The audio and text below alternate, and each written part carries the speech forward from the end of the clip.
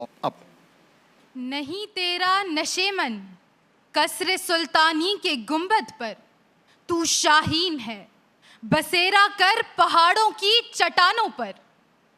موضوع تقریر ذہنی غلامی کے خلاف اعلان بغاوت ہے، ایک ایسا تصور جو سہولت نہیں مشقت کا درس دیتا ہے۔ اقبال نوجوانوں کو شاہین کہتے ہیں، شاہین جو وہاں بسیرا کرتا ہے جہاں کوشش ہے، قربانی ہے، جہاں تنہائی ہے۔ جب نوجوان قصر سلطانی کے گنبد کو ٹھوکر مارتے ہیں تو فرعون و نمرود جیسے خدائی کے دعوے داروں کے ایوان لرز اٹھتے ہیں۔ معرکہ بدر میں 313 مرد مومن 3000 کے لشکر پر غالب آ جاتے ہیں اور حسین ابن علی کے 72 جانثار یزیدیت کو مٹا کر حق کو امر اور باطل کو بے اثر کر دیتے ہیں۔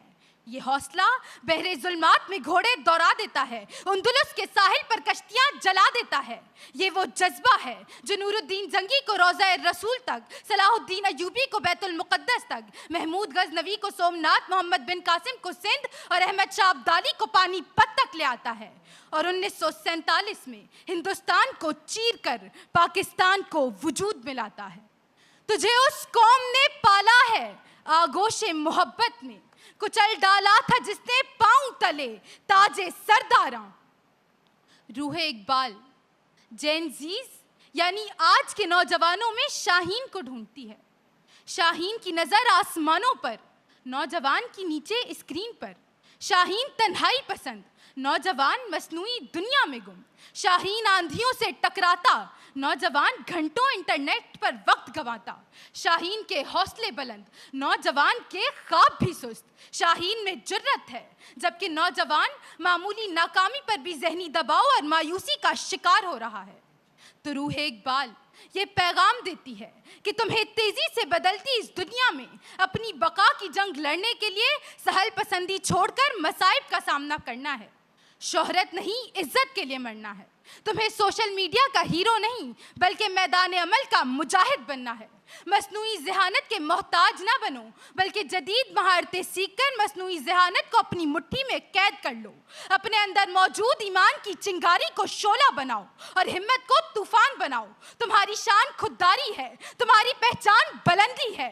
تم جو دیکھو اگر تمہاری نگاہوں کی کرنوں سے سورج بھی جلنے لگے، تم چلو تو صحیح، تم بڑھو تو صحیح، میری دھرتی کے منظر بدل جائیں گے۔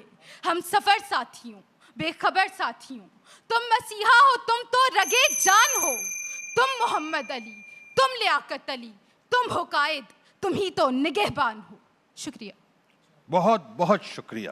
آخری کنٹیسٹنٹ محترمہ رحین خان صاحبہ تشریف لائیے۔ مجھے لگتا ہے کہ آج دو الفاظ کا چناؤ رکھیں۔ سیکنڈ یہ کہ میرے حساب سے نور الایمان جو ہے نا یہ بچی فرسٹ ہے۔ بالکل ٹھیک۔ اور آپ کیا فرمائیں گے؟ جی آپ تو ڈیبیٹر بھی رہے ہیں یار، آپ کا تو تبصرہ دوسرا ہوگا۔ اچھا، جو نور الایمان نے جو اسپیچ کی تو اس میں مدعا بڑا واضح تھا، یعنی جو انہوں نے ایگزامپلز بیان کی نا، پھر آخر میں کنیکٹیوٹی اس کی بنائی، جن زی سے بنا دی۔ ہاں، اور جین زی سے بنا دی، اور پھر انہوں نے بتایا کہ اقبال کہنا کیا چاہ رہے ہیں۔ اقبال کہنا یہ چاہ رہے ہیں کہ سال پسندی سے نکلو اور مشقت والے کام کرو۔ تو حاشر کا جو کنٹینٹ تھا، جو ایگزامپلس تھی، وہ بالکل ریلیونٹ تو تھی لیکن کنیکٹیوٹی مس تھی۔